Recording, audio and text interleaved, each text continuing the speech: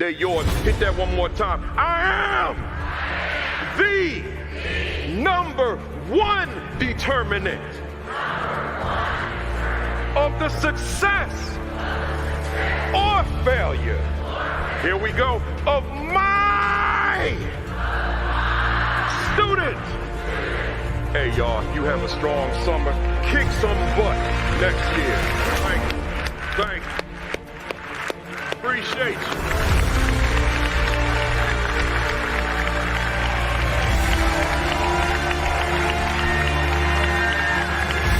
That's the mindset. That's the attitude. Love you guys.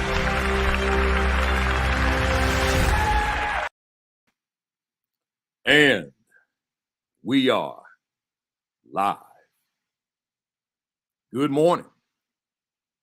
Good morning, good morning, good morning. Hit that share button, hit that retweet button. Come on in. Let me see who we got here this morning. We got my man, Ricardo Giannis. He was the first one on. Good to see you, sir, from Houston. My man, Demetrius Scott, Janine Wilkins, all the way from Alaska. We got Marcia Poe. We got Roz Gaskins. That's Dr. Roz Gaskins. We got Dot Makita Jeever, who will be on with us next week. We got Angelis Taranjo Rosales in the building. Central Hicks in the building. My man, Champion Principal, my man, is in the building. Renee Graham, Cindy Jones. Let me know where y'all are coming from. Most of you are letting me know. We got Jasmine Harris. Hit the share button. Hit the retweet button. I hope my connection is good. Solid, because it's the best it's going to get. Solomon Bazue, I think it says, is in the building. John Hurix, my man, Kelly Mack, Kasherl T. Love is in the building. Tanya Pugh, my man, Josh Tovar. You know, Josh, you know I want to have that dinner, man. But it's when I'm on the road like that, it is tough. You know, I got so much going on. I'm a one-man show, man. No secretary, no clerk, no agent, no nothing. It's just me. Right, so we're gonna make it happen. We got year of leading dangerously. I like that. I want to know what that means. You know, year of leading dangerously. At some point, you got to tell me what that is, Principal Walker. What does that mean to lead dangerously? I might have to bring you on here as a guest so we could talk about what does that mean. The year of leading dangerously. I like that. Charlena Hottie's in the building. LaQuinn Stewart, my man, Renee Graham. Siobhan Jackson, Principal Jackson, Dominique Jeremy, Principal Tammy Taylor in the building, Adrian Young, my man Lou Saunders is in the building, Deanna Klingman, Carla Caratini is in the building, Daryl Dotson, Corrine Paul, PhD is in the building. We got Rashard Davis. I'll be out there in Vegas next week, Rashard. I'm speaking at the I'm speaking somewhere. It'll be on my site later on, my page, my social media. Maybe you might be free. Who knows? But I'll be out there Thursday. I think I'm speaking in Vegas. It's either Thursday or Wednesday. I don't know. I know I'm gonna be in Vegas. Tony McClenny's in the building. Lee Henderson's in the building. Arcella Austria is in the building. We got Entrepreneurial Ed Initiatives. That means Kane University is in the building. Y'all see that banner behind me? This is where it starts for me. I'm going to talk about that in a minute, though. We got Kasherl T. Love. I said that. We got Michael Benton, Cincinnati, in the building. Man, I'm going to mess this up. Miss Ronham. Enorm, I think it is. Lyra Ronham is in the building. We got my blood. We got fam. We got my aunt, Kathy Matthews Baggett, in the building. Good to see you. Kathy, Lily Lanier's in the building. Man, I'm getting ready to get it started in a minute, y'all. Lakeisha Mabry's in the building. Daryl Dotson is in the building. Joyce England.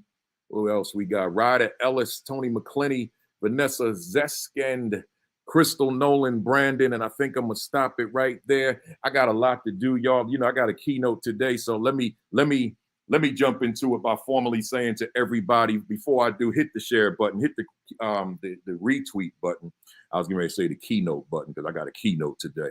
Hit that retweet button and let them know it is time for the virtual AP Leadership Academy. So with that being said, let me say formally to everybody, good morning. Greetings. Welcome to week 96. Can you believe that? Week 96 of the virtual AP Leadership Academy. And I don't know about you. I mean, I think I know. I say it every week. You checked in. Not just the folks that I see on the thread, too, by the way. My mom told me a couple weeks ago, you better acknowledge them people that's not on the thread. So not just the ones on the thread, but the ones that just check me out without, or check us out without disclosing who you are. I'm grateful to you for tuning in. Everybody don't want to be on the thread, so I'm grateful to you. So again, welcome to week 96. And I don't know about you, but I think I know. But if I could speak for me for a second, I'm getting ready to wake up this whole campus right now at Kane University in Union, New Jersey. I'm on fire. Yeah, they awake now. They probably calling the fire department. But let me tell you something. I say that every week. Let me tell you something, y'all. The world, I mean, look, Russia, invasion of Ukraine, and I'm looking at my financial statements. I'm losing thousands a day, thousands of dollars a day. My retirement money, I'm losing it. But you know something? I chose leadership. I could sit around and stress on that. Or I could withdraw it all and put it in the bank. I mean, whatever. But you know something? With that, you know, the ice storm I was stuck in last week and didn't know if I was going to get out of Dallas to be able to be here to do this keynote with all these high school young men in a little while. I could stress over all that stuff. I got more things I could give you, but I'm not going to pour my problems on you, right? I could stress over all of it, but I choose not to. I choose instead to bring the fire. So if somebody didn't hear me the first time, hear me the second time. I'm on fire. Woo! That's how I'm feeling, y'all. How you feeling? That's up to you. Look, I got a quick message for you on this 26th day of February, the last Saturday of Black History Month. I got a quick message, and my message is because I got to get to my guests. I got high powered. I got a superstar waiting in the wings. My quick message to you: never forget your origins. Once again, never forget your origins. What am I saying? You see this banner behind me? Kane University. My man is the president, Dr. Lamont Repollet. While I was principal at Sojourner Truth Middle School, he was teacher at a school in the same building, classroom teacher, 7th grade teacher in a classroom in the building, because we were 3 schools within one building. He's a classroom teacher, asking me questions, checking me out, looking for guidance, direction, leadership in terms of making that transition to the principalship. That's back in the early 2000s. Well, since then, he's become principal. He's become a superintendent. He became commissioner of education in the state under the State Department of Education in New Jersey. And now he's the president of this institution. This young man that used to come to me for advice to become a principal. I'm saying to you, I got my own journey. I got my own story. I don't have time to talk about it today, but I will say I came to this school on September 2nd, 1984, as a broken young man with no sense of purpose, no sense of mission, no sense of vision. Just came in here like, all right, let's see what we're going to do. Get out of this. Here I am, 12 books strong and everything else I've done. I never forget my beginning. It's an honor to sit in front of this banner right now. I never forget my beginning. I'm saying to you, don't forget yours. I hope my reception, our reception is good. If it's spotty, if it's distorted, you just hang in here with us anyway, because we got a lot to say here. I'm skipping all my announcements today. I'm going right to my brother. I got a guest up here. I'm getting ready to bring him on here. We'll do the announcements next week. Let me bring my man up here. We got Dr. Tommy Welch in the building. And let me say to you, Tommy, Dr. Welch, good morning to you, and how you feeling this February 26th morning? Good morning, sir. How are you? See you on fire again this morning. Blazing, blazing. Before I even go to your bio, I want to ask you, I've been asking my guests this for a little while now. Thinking about your week that you just had, give us a win. What's something that you said, this was good? What's one of your wins from last week? A win from last week, it's a person. This one's a personal win. This one's a personal win. I have two children. Well, I have 3 children, but 2 that are under the age of 3. So every day is a new personal win. But my son said to me, "Daddy, you're going to love on some more children." And we having that bad connection on. I think it's on your end. I'm back. All right, there you go. Yep. Did you hear my win? No. Give it to us again. All right. So I have 3 children, 2 under the age of 3. My son, who's 1, said to me, "Daddy, you going to work to love on some more children today?" So I said, wow, at the age of 1, he may not know exactly what I do, but he knows why I do it. There you go. So that was a win for me, because sometimes kids don't understand, your children don't understand exactly what you do, but they don't really understand why you do it. So he was able to communicate that to me. So I love that. That was a win. That's strong. That's strong. And I think that my own kids kind of grew to understand what I did back in those days of being in the building, and obviously what I do now. So that matters. Let me read your bio. I just sent my wife a text message to ask her how's the connection here. Am I coming across all right, Tommy? Yes. All right. Good. And folks, give me a thumbs up if the connection is strong on both of our sides. I want to make sure that everybody gets this. We got an important conversation this morning. Tommy Welch serves as Gwinnett County Public Schools Chief Equity and Compliance Officer. He previously served as Georgia's Principal of the Year and national finalist while leading Meadow Creek High School. Prior to that, he served as Director of Multicultural Affairs at the University of Buffalo. He says that the highlight of his career thus far was participating in a congressional hearing. Tommy provides leadership for ensuring equitable educational opportunities occur for all students. He facilitates the development and implementation of the district's equity plan and oversees the alignment of that plan with all local school plans for outcome-driven improvements. He also collaborates with district leaders to develop and implement a systemic process for identifying and addressing inequities that impede student engagement and academic achievement, while also maximizing opportunities for community engagement. Tommy's a graduate of the University of Buffalo, Piedmont College, and Mercer University. Dr. Welch has successfully completed the AASA Howard University Urban Superintendent's Academy certification, the University of Georgia Leader Endorsement Program, along with completing the Institute of Urban Leaders in PELP, Public Education Leadership Program at Harvard University. In 2017, Dr. Welch was recognized as Georgia's top principal by the Georgia Association of Secondary School Principals.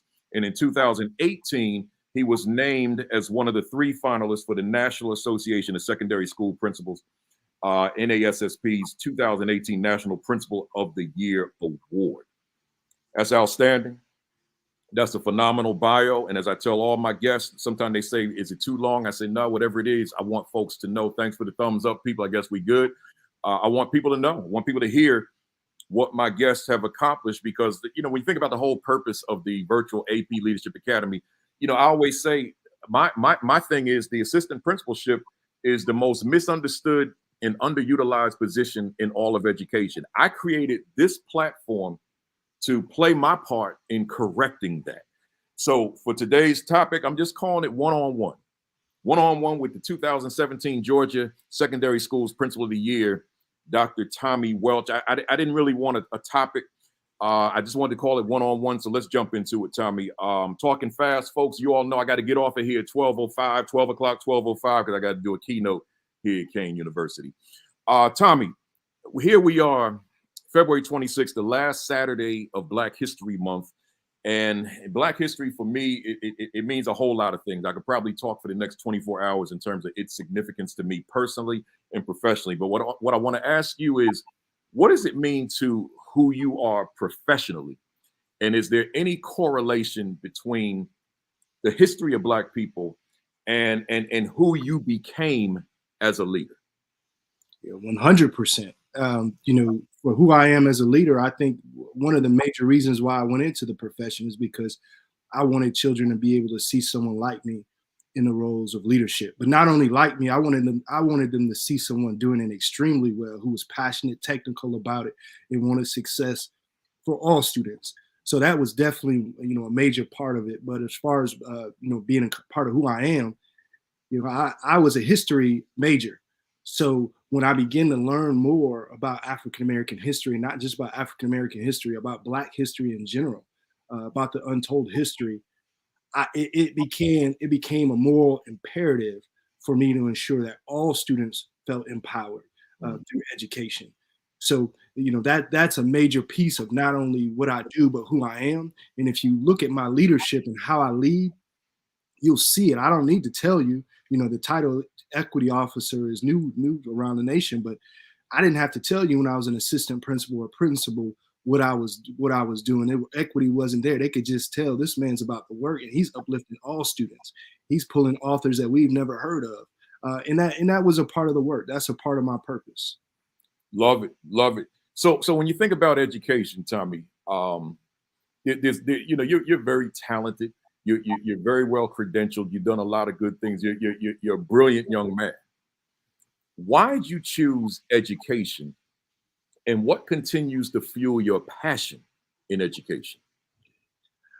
Found it was the major lever, you know, where you can transform lives, not only lives, but socioeconomic status, people's thoughts. You can change a family's trajectory through education. Yeah. So I felt that was the most important lever. You know, at first I thought I wanted to go into business. I said, "Oh, I just get all the money and I can change the world." Then I noticed the soul of some people when it came to money, it wasn't sitting right with me. So I learned that what woke me up in the middle of the night, you know, what just kept my mind going was this personal connection and the ability to change people's lives through pointing them education, but not telling them what to do, just giving them the tools so that they can do whatever it is they want to do in life and be the best version of themselves. And that's the reason why I became an educator. And then ultimately, you decided on leadership. And you know, leadership's is not for everybody. We can all go to grad school and knock out a 4.0 and go on and get the job. But then once we're in there, it's not necessarily for everybody. And some of us discover that. Some of us stay in it not realizing it's not our call, right? But I want to ask you, of all the things you could have done, why'd you choose leadership in terms of the direction, whether it be principal leadership, the role you're in right now? What was it about leadership that you decided this is for me? Yeah. No, I'll be honest, you know, especially for those who are aspiring to be APs, I wasn't seeking to become an assistant principal. I'll just be honest. When I came to become a teacher, that wasn't my goal. I wanted to be the best darn teacher in the building. I wanted to set it on fire. I wanted every kid to take my class. I wanted to coach basketball. That's all I wanted. I didn't want anything else. But when I realized that, you know, through leadership, it was the impact that I was making not only on myself, but the adults in the building. And through my leadership of the adults, I was impacting more students. And I saw, oh, there's something right there. And then when the kids, my students, said, we would like it if you would take on leadership because you're able to help more students because you're helping adults. They clicked it for me. And once that came together, I said, you know what? I can help more students by leading others. I may not be with them every day, but if I lead the adults, I can help more students. So that was my why. And that's still to this day. You know, every time I do something different, I think, okay, if I can lead the adults and love on them, and they can love on the kids. You sound like me in terms of that leadership choice. You know, let's jump into some things. You know, I was saying earlier that in terms of this platform, you know, my position, my personal position on what the assistant principalship is versus what it could be. So I want to ask you, what are your key ingredients as to what constitutes a great assistant principal, regardless of whether or not this person wants to become a principal one day or not. What would you be looking for in somebody being ultimately an effective assistant principal? What are those key ingredients? First thing, you got to know your craft. So you have to know teaching and learning. You have to know those pieces. But the assumption really is that you come to the table with those. So you should not have reached my table as an interviewee unless you have those assets. So what I'm looking for as a principal, once you reach me, is I want to know, can you lead, but also can you follow? And that's hard for some people. Yeah. You know, do you understand your role as an assistant principal is really to turn the vision of that principal into reality? And will you go through a brick wall to get that done for the students? And will you do it to the best of your ability, no matter what that charge might be? So that's what I'm looking for in an assistant principal, because one day you might want that assistant principal to do this task, but the next day I need you to do something else. But I need to know that you're going to do it with the same amount of passion, effort, and success and excellence that you did task number A, and not just because you wanted to do task number A, but you didn't want to do task number 2. So that's what I'm looking for. Yeah. So you looking for that diverse person that can handle a whole lot on their plate, and they're committed to assisting you as the principal, is all that I'm hearing in that. And I got you doing this today, but tomorrow we're gonna need to switch gears, Right. and move in this direction. Thinking about your accomplishments, there are many, but I guess the one that's right there at the core is you being named the 2017 Georgia Secondary School Principal of the Year, and then 2018 finalists. There were only 3 of you. You were the 3 finalists for National Principal of the Year. So I think that most people would probably have in the back of their mind wondering, what is it about your leadership that you feel distinguished you from the masses of other people out there that do phenomenal work? What was it about Tommy Welch that you got this recognition? That's a good question. I think a portion of it was, doing some things differently, willing to move beyond the status quo. Mm-hmm. So, some things that we did at the school and throughout the cluster and throughout Gwinnett County as a whole, as a district, was we challenged the status quo on a regular basis. We transformed school within the school system, so school at our school looked a lot different. We called it the U, Meadow Creek U. We brought in college credits, changed the whole bell schedule, put things like banks inside of the school, fully functioning banks, allowed the students to create businesses inside of the school and work. So we really began to change and transform education. But I think the major piece was it was no longer done at a deficit model. Everything was done asset-based for our students. We had, over 60% Hispanic students, about 30% African-American, 60% free or reduced lunch. We were in a situation where others did not think we could succeed, and we were not only succeeding, we were outperforming many of the top schools. Not only that, we were a school who had not won major awards nationally or on a state level since the school had started.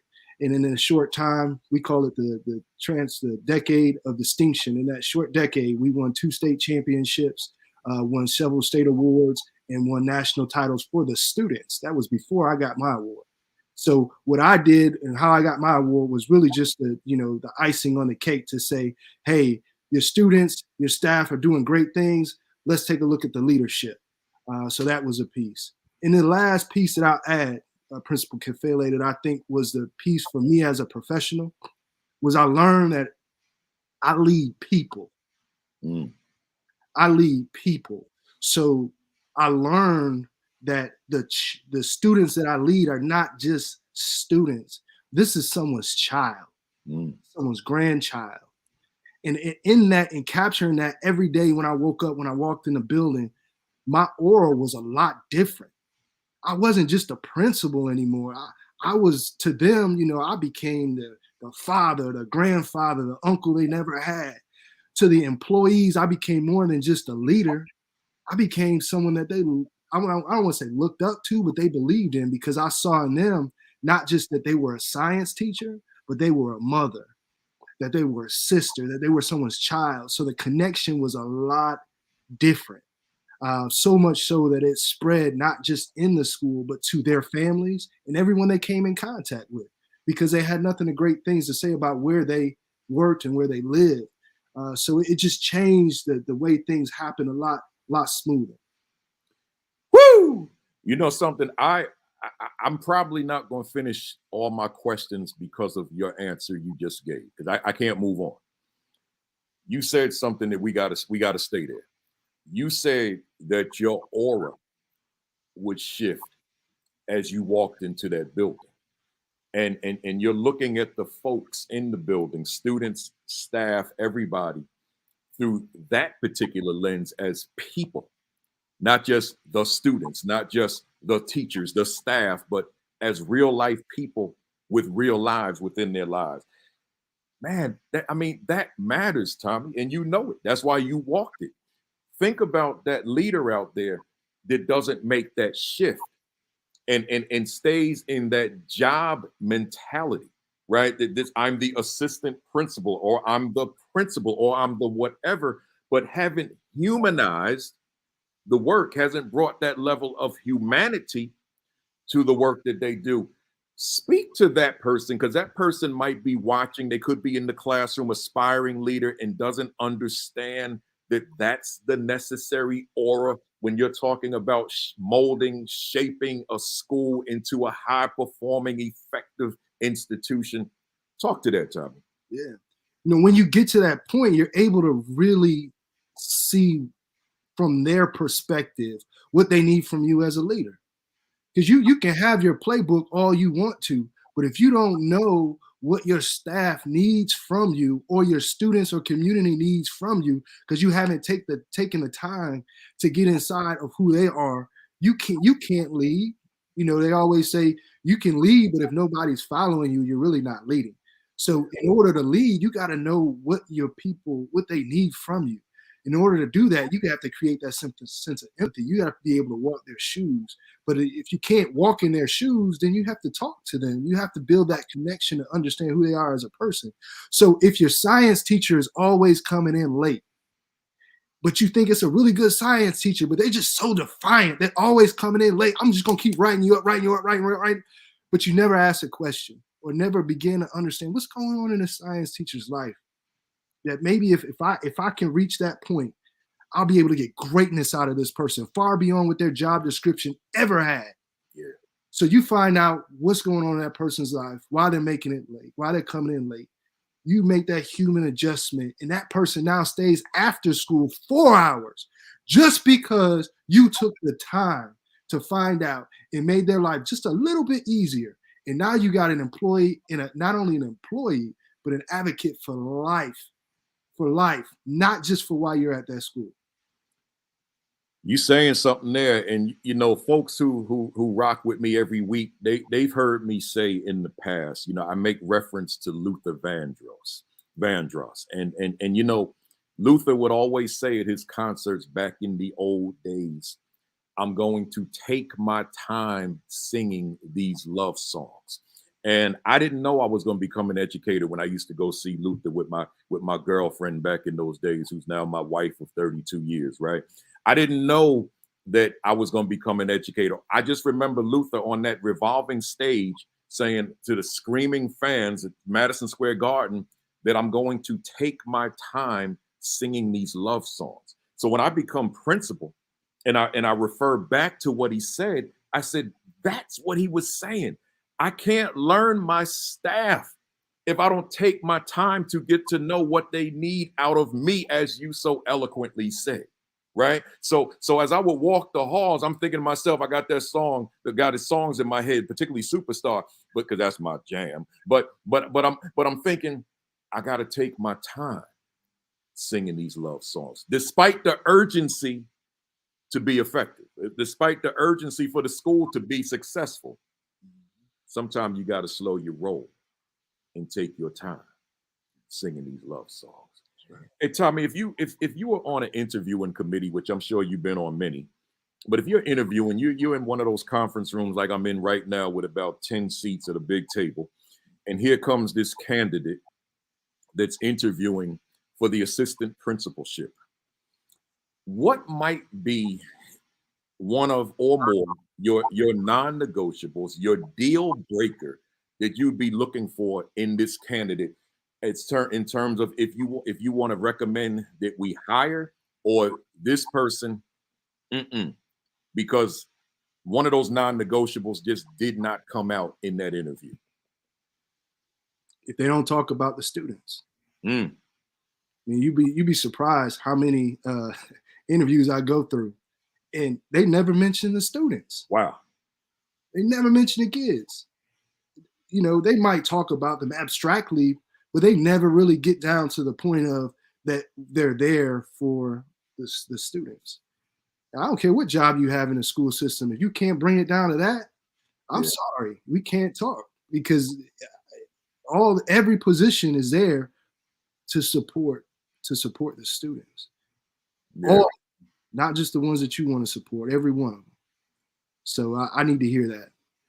Yeah, Matt, and let's real quick for the folks out here watching, especially the aspiring folks and the folks that want to move on to that principal level. Imagine you're sitting in an interview and no one asked you the question about students, but you didn't have the wherewithal to bring it into the conversation. You know, those interview videos that I've done that many of you watch, you know, I talk about if you don't hear the question you're looking for, you got to create it yourself. You got to bring that content into the discussion because for whatever reason they didn't ask you, or maybe they purposely didn't ask you to see if you bring it up. So you got to be ready for that. So with that, listen, and I'm only moving at this pace, Tommy, because you know what kind of day I got here. Sure. But here you are, the chief equity and compliance officer in one of the largest districts in America, Gwinnett County, which you may have noticed that video I showed that was in Gwinnett County. I appreciate that. Yeah, that was a special day, man. That wasn't that wasn't like any keynote, you know. It's especially the way, because that was 900 administrators, and for 900 administrators to give me that kind of an ovation. That was one of those, you know, like you do. I've done over 2,500 presentations in my lifetime, but you got certain ones that stay with you forever. That Gwinnett County Leadership Summit, that's one of those ones that's just with me for the rest of my life because y'all boosted my self-esteem that day, right? So I used that video, man, for the promotion, but you are the chief equity and compliance officer in Gwinnett County, one of the largest districts in the country. And my question regarding what you do is, and this is a tough one, what sort of systems do you have in place toward ensuring district-wide understanding of what equity is and that each student has equitable opportunities for success? Yeah, it starts first with having the definition. So I always tell people when they always start, how do you define it? Well, if you've never created a definition and put it in writing and have it codified, then I don't know how you're communicating it. So it's in policy. Educational equity definition is in policy. Our board has approved it and it's there. But how we move it forward, the levers that I pull, the most important lever is leadership. So I'd never take my thumb off of that piece. I'm not over leadership for the district, but I know that it's that important. So I work with all the district leaders to ensure that the professional development is in which every one of their divisions, and making sure that it's taking place, following up on it, checking the integrity of it, and how it's implemented throughout the schools. So the second piece of that, so you have the professional development, but the second piece of that is the measurement of it. So how do you quantify what you're actually doing to ensure that the success is taking place? So you got the student achievement one. You also have what we call a student inventory, where our students take a survey. We're able to see if they belong, if they feel that they belong in their actual schools. And when those numbers are low, we like to ask the principal and assistant principal questions. So now what? If we find out that 60% of our students don't feel like they belong in their schools, we know that belonging comes before student achievement. A lot of times we like to do it separate. The system of education is set up to where you get achievement and then we kind of sort the kids. Well, guess what? The kids sort themselves before they decide whether they want to achieve, because they come in your building and they can tell whether or not they feel as if they belong. So we charge our principals and our leaders to think about that piece. How do you know that your students belong? Take a look at that data, see how they feel. And if they don't, then let's make some adjustments. So that's where it comes into play. That's how I codify it, but that's actually, how we move it through our district. And we still have some work to do. No district is perfect. You said we're the largest, we're over 180,000 students. I bet you if I asked 180,000 of those students today, I don't know if every one of them will feel that they belong. So I need to make sure it's my purpose to wake up every day and say, where are those students and how can I help? I want to stay on this question then, because I'm thinking about, with so many students throughout a county, and then I'm thinking about, I can't help but keep looking at the banner behind me because I know that my origins as far as my professional life start with this banner. I know that. So I'm very cognizant of it throughout this interview, this conversation. So I'm thinking about that young Baruti Kafele, that wasn't even my name then, walked onto this campus broken. And I know that the high schools that I attended, 4 of them, I didn't feel I belonged in any of them, right? Particularly the one I graduated from. So here is young Baruti Kafele sitting in a high school that he knows he doesn't fit in. He knows he doesn't belong here. He knows he's not getting anything out of this, but he doesn't have any ambition anyway. My question to you is, and this could be a tough question, and I didn't prepare you for it, but I'm gonna throw it at you anyway. What would a district, a school under your leadership have for me? And before you answer that, let me add this to it, because obviously there was something in me, or I'm not sitting here doing this interview today, right? Obviously there was something there that I didn't know about. What's in place to capture me? Mm-hmm. So I think it's less of the what, but more of the process. So I think that's part of what, a lot of schools and school districts are trying to do. We're trying to create these widgets, these programs that they just, we can pluck students into, but it's not that. It's allowing the students to explore who they are and what they value and what lights their fire every day, and then letting them learn and do and produce through that fire and not judging them for it. And I think that's what we would offer, is the fact that we're going to allow young Principal Kafele to be Principal Kafele, the way he wants to be at that particular point in time, to identify that fire so that he can leave with the tools that are necessary to accomplish their hopes and dreams. I think that's the difference. I'm not trying to create a widget or a program to make sure that you can feel that you can become educated the way that you want to. But most importantly, and the only way you can do that is to make sure that every employee understands that it's okay for people to be who they are and learn the way they want to be. So if Principal Kafele came into the school and he doesn't belong, he feels that he doesn't belong, and we could tell through his attendance to that. Let's find out what's going on. What is it that Principal Kafele wants to do that we don't have? And can we create it and allow Principal Kafele to do it? And if we don't have it, then we need to allow Principal Kafele to go enjoy that somewhere else so that he can, and not try to shame him for doing it. Yeah. So I think it looks different. And I hate to say, I think that's the pandemic should have forced American education to understand that children now know that school can be done a lot different. So they're coming to school challenging us now, like, hey, hold on now. We don't have to do this for 55 minutes. We don't have to. We can do something else. So I think it's you gotta know your students and create that structure for them to allow them to learn the way they like to, which I think is going to be challenging for us over the next couple of years. But we're going to get to it.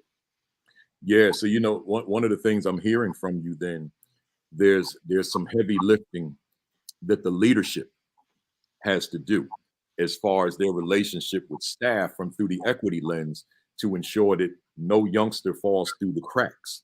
And if that leadership team is not on point as it relates to that youngster, then that youngster probably could. At least there's a higher probability that youngster could in fact fall through the cracks. Right. I love it. And I hope, take notes out there, folks, because this, that's some heavy duty stuff. So consistent with that, Tommy, folks that know my work will know that I always make this distinction between doing equity and being equity. I always say it's not enough to do equity.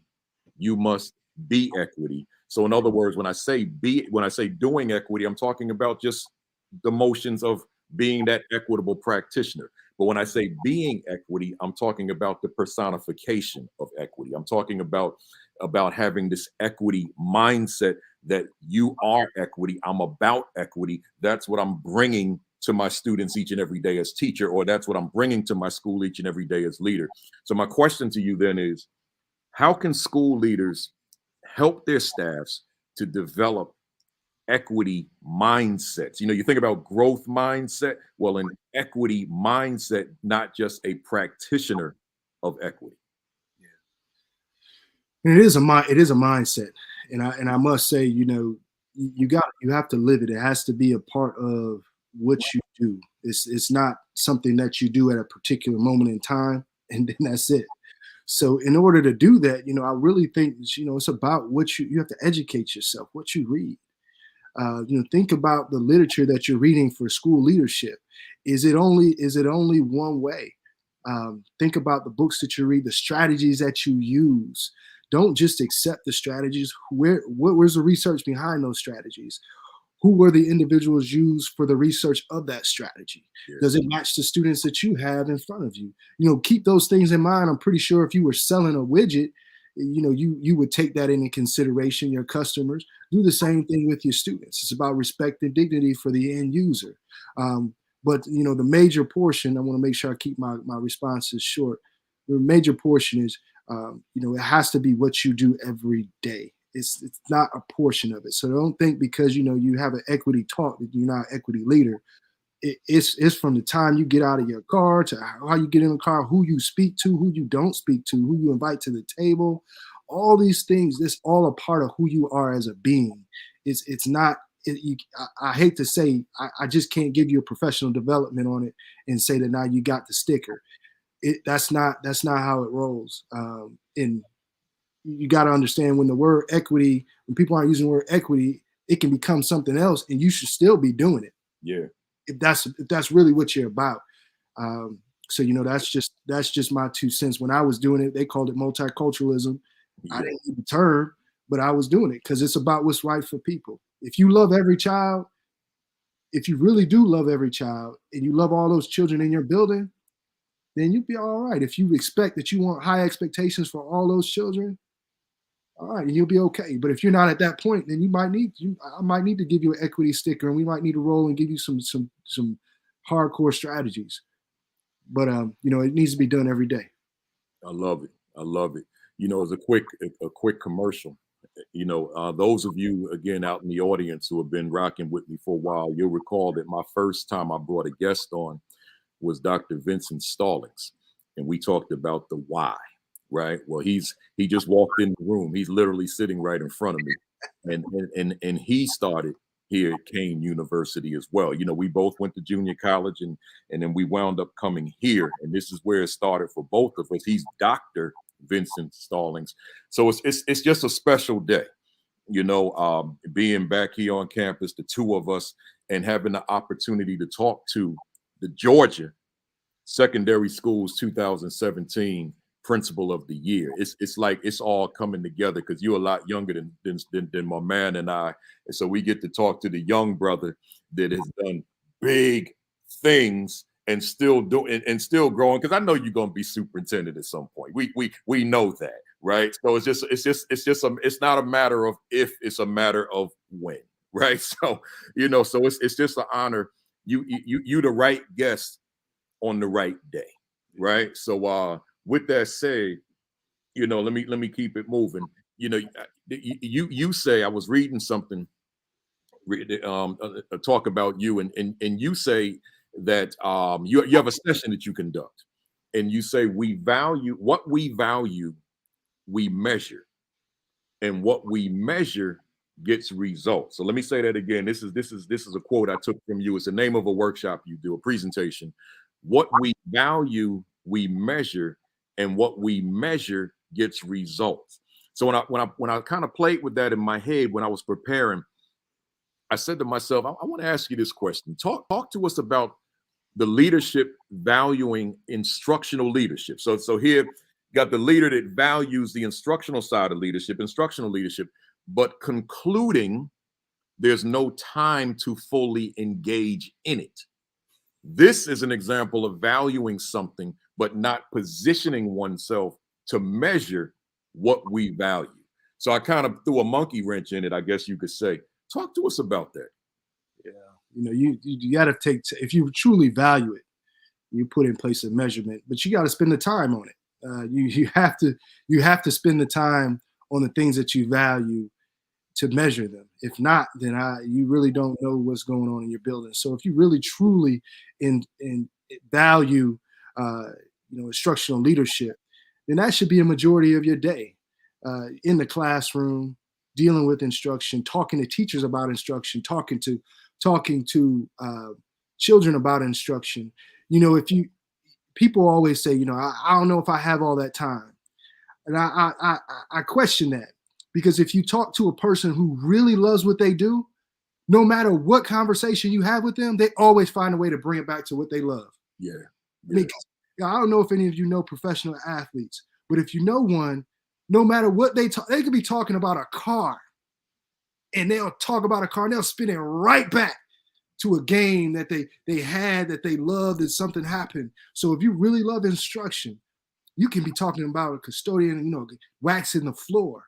And before you know it, you can turn it into a whole master lesson, and the teacher, the custodians over there telling you about, a third grader that they saw in the classroom. And next thing you know, the custodian is walking down with you to a classroom to observe it, and y'all looking at the floors and how important the floors need to be so that the teacher can do their lesson. If you really love it, you're always going to be measuring. It just never goes away. You attach everything to instruction. So it's all about how you look at your day and through the lens that you look at it. So, I always tell people that you gotta be careful with that piece. Measure everything you do through the lens of instruction. I love how you talked about, you just referenced the lens upon which you see it, the way you approach it. With education, that's my thing. It's hard for people to engage me in a conversation with things that are either not education or not sports. There's not a whole lot that I really want to talk about with people if they don't have something to do with education or something to do with sports, because that's my lens, that's my world, and so when I think about what you said and we bring it into the school building, that lens of instructional leadership, that's got to be like who you are. Like, this is what I want to do. This is what makes me whole by being this individual. It matters, right? So we looking real good on time, Tommy. There's an assistant principal out there watching right now who's hungry for the principalship, right? They starving.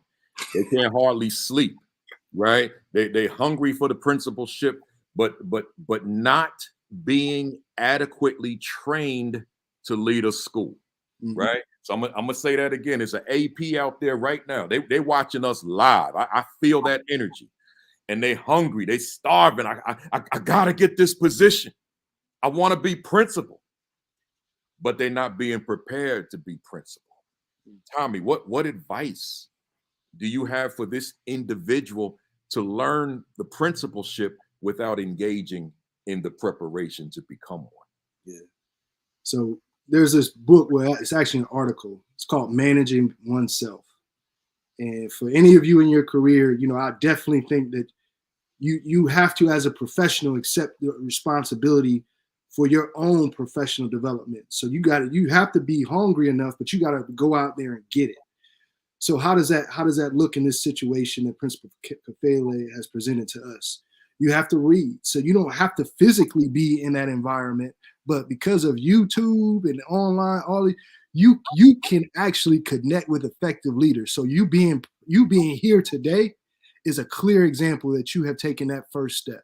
Yeah. But you got to grow that connection. So an example would be Twitter's a great option, LinkedIn's a great option. These professionals are out there. And all it takes is a tweet. You get a mentor. If it's not in your district, go out to another school district. You don't know how many people have reached out to me from other school districts and have driven across state lines to meet me and become a mentee, free of charge. If you drive 2 hours and come see me just for a 1 hour meeting, oh no. You're gonna get my mentorship free of charge. So you need a mentor. No matter what phase of life, you need a mentor. So that's my advice there. But don't get stuck that because you're physically in one place, your mind has to be there as well. You need to be great at what you do, yes, but your professional development is not restricted to where you are or who you serve. So I think that's important. And then the next step I would say to you all is school is done across the United States of America and across this globe. You don't have to do it there. Sometimes you got to take that courageous step to do something different, but make sure you are great at what you do, not because you said so. You got some other people that are validating you as well. You're great at what you do, and you know that you can do it in other places. Sometimes it impedes others, not impedes others. It helps others to keep you where you are because it helps them be good at what they do. So if you know that you have that value, take your jewels, make sure they are jewels, and then take them somewhere else. Do what you need to do, but make sure you're great at what you do, and make sure you have a mentor. That's it. I mean, I couldn't have said it better. Make sure you're great at what you do, and make sure you have a mentor. Because sometimes, we look in the mirror and we think we're great, but that mentor might be able to tell you, no, you're not as great as you think you are, right? So you want to have that mentor in your space as well. Tom, you happen to place a premium on mentorship for the principal, particularly the novice principal. There's an article from ASCD in 2019 that I was able to gain a lot of insight about you as it relates to the mentorship of the principal. So my question then, how can a novice leader receive mentorship when they work in a district where seemingly mentorship either is not a priority, isn't valued, or just doesn't exist? I gave a couple examples. Reach out online. Yeah. All it takes is an email sometimes. And I'll admit, principals are busy, so they may not respond. So you might have to try another principal. Make sure one of the principals is actually good at what they do through your eyes. You got to have somebody that's actually, that has the repertoire that you're looking to become. But, reach out, emails, social media is a great way. There are a lot of programs out there that actually will provide you a mentor, especially principals or aspiring principals of color. The nation right now is seeking those out. So there are programs that have grants and dollars that all they do is they want to support aspiring principals. So you have to look for those, and you may take your Saturday, it may take your Sunday, it may take your afternoon. But if you're really that hungry, then you have no limitations. Yeah. And I'll say that again: if you're really that hungry, you have no limitations. So when my mentees come to me and they say they want this, they want that, but I say, well, hold on. Your student, if you're really that hungry, I thought your students can't wait, right? You're hungry to lead others, not to get the title. You're hungry to serve students, and your students need your leadership. So don't put limitations on a student's ability to have a quality education. So if you have limits, then accept those limits and realize that those limits may be preventing you from becoming the leader that you want to be, and just accept that. But don't put limits on your ability to grow if you're really that hungry. So I had to give up Sundays. I had to give up Saturdays. that's what you got to do sometimes. You got to invest in yourself sometimes. You got to save that Starbucks drink, and maybe you just make your own coffee and invest in your books. Sometimes you got to do that. Yeah. Invest in yourself. That's what it is. I think that's the life I've been living for a little while, just in investing in me. And that's what's necessary. I got one more before we go to the BAM impact questions.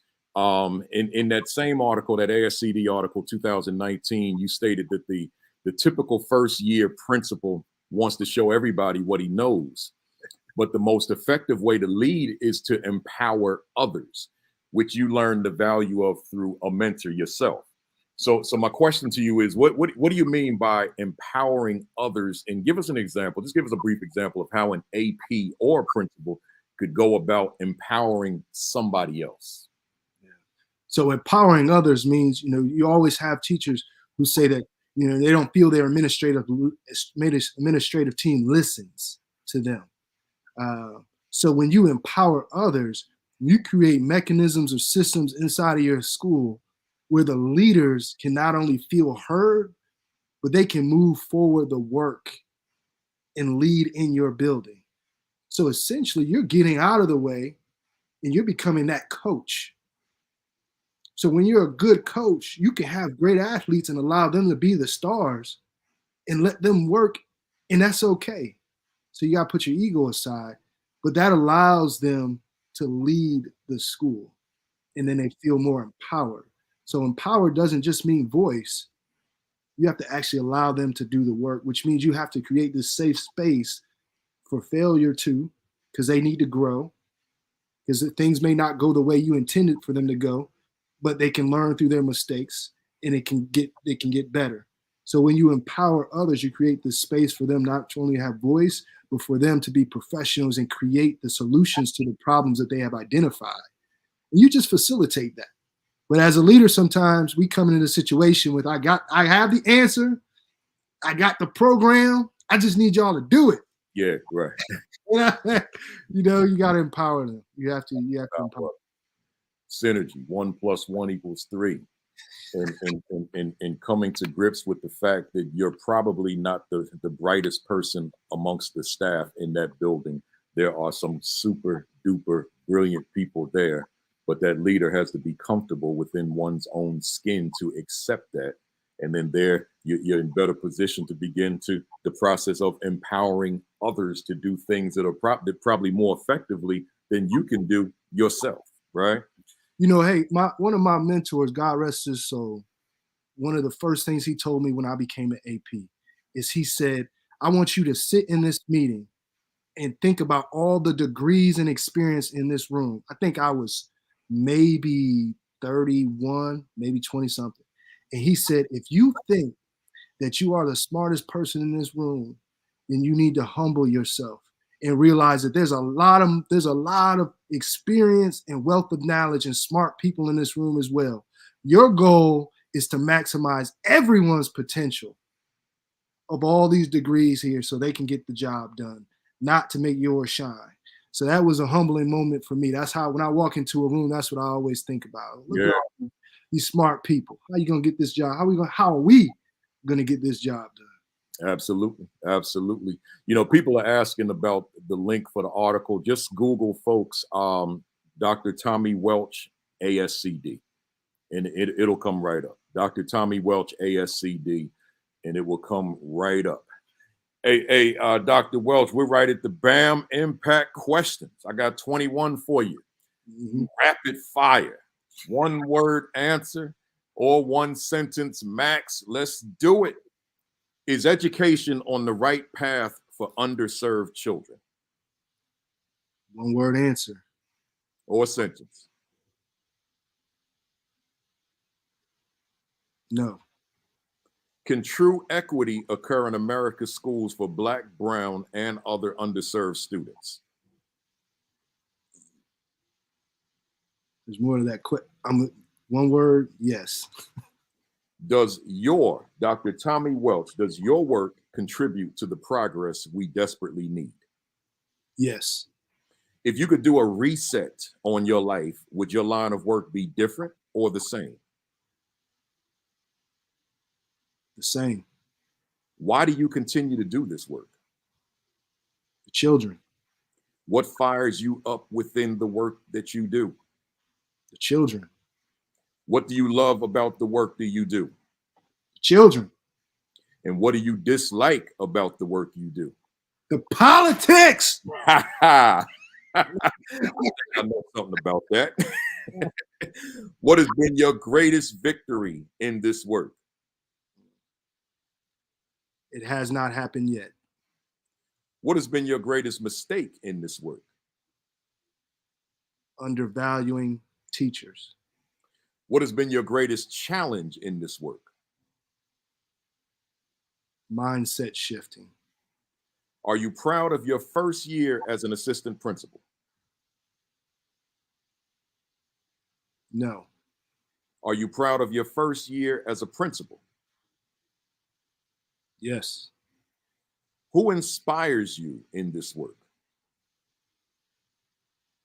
My children. What are you reading right now? Several books. Several. Multiple books. All right. What book do you recommend for our viewers?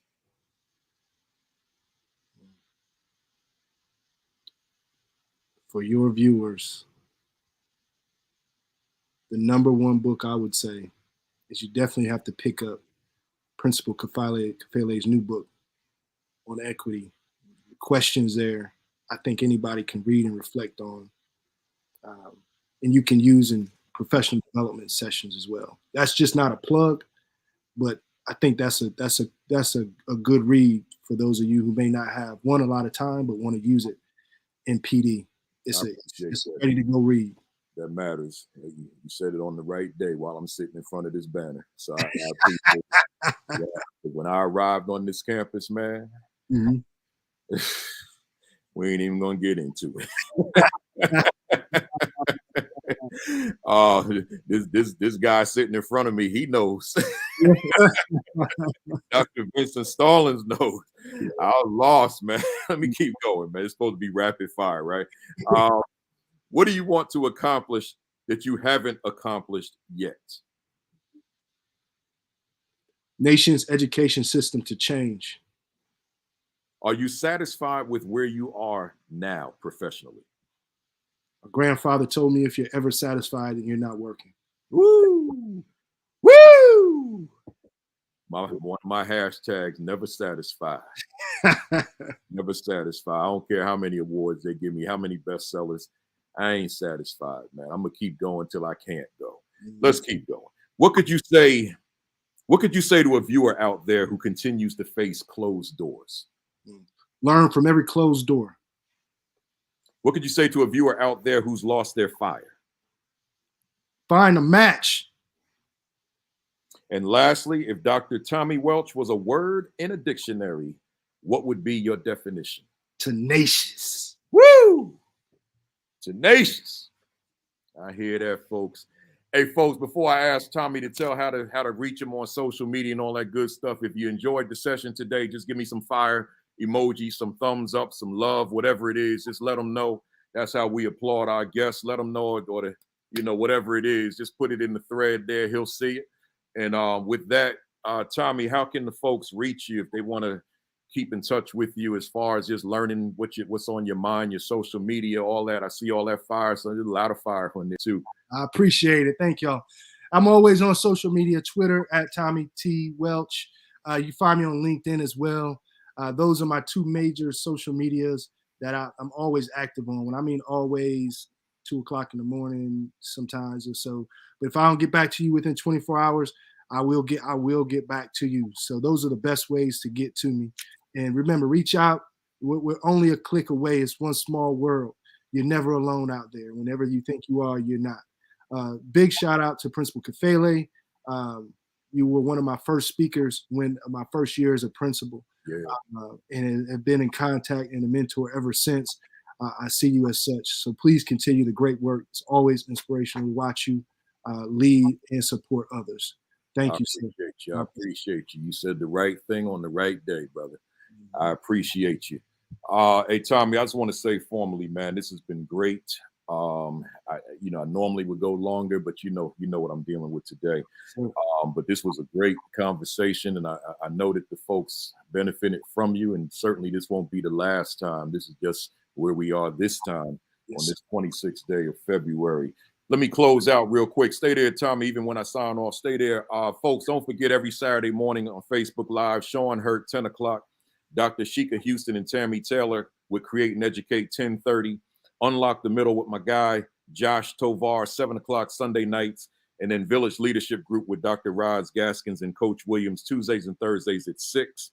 Don't forget about my two most recent books, the Equity and Social Justice Education 50 and the Assistant Principal 50. I need to throw in that other one, the Aspiring Principal 50. Get your hands on that one as well if you don't have it. Subscribe to the Virtual AP Leadership Academy YouTube channel. Like and follow the Virtual AP Leadership Academy Facebook page. I try to get that message up by 10 o'clock every Sunday, the commentary, which is usually just an extension of the Saturday Academy talk. So make sure you do so. Make sure you're taking care of yourselves with your diet, your exercise, and your COVID-19 precautions. We want to make sure that you are healthy, because you can't do this work. You can log on and watch every week. You can read the books and do all the PD that you normally would do through whatever channels. But if you're not taking care of you, then none of that stuff is going to be beneficial for you, because you didn't take care of your health. You know, I'm going public. Wife will probably say too much information, but I've posted about it twice. I had a colonoscopy last week. I think it was on Wednesday. And I'm in good shape in that area, right? no pun intended. I'm in good shape in that area. But you gotta do those things, man. You gotta take care of you, right? So take care of you. The doctor said every 10 years. I'm not doing every 10 years. I had one 3 years ago, right? So do all the things that are necessary to sustain you. So with that said, I'm getting ready to do a keynote. Switch over now to Kane University, right? On Facebook, Kane University, or go to the flyer on my page and see what other sites it's on. But Kane University, we got a bunch of young men from high schools here. So I'm going to be doing a keynote with them, and then a panel discussion to follow with some brilliant young men as well. So switch on over when I sign off, and I'll see you at 12:15. It starts at 12:15, right? So with that said, have a great week. Have an extraordinary week. Have your best week yet. Peace. Peace. Thumbs up. Cock that fist back. 1, 2, 3. Bam! Damn. That's it. I'll see you next Saturday at 10:55. My guest will be Dorothy McKeeter Jeter, legendary Chicago area principal. She's retired now. She'll be on with me next week. So we'll talk more about that when I promote it on Thursday. But that's retired principal Dorothy McKeever Jeter will be with me next week. We'll see you then.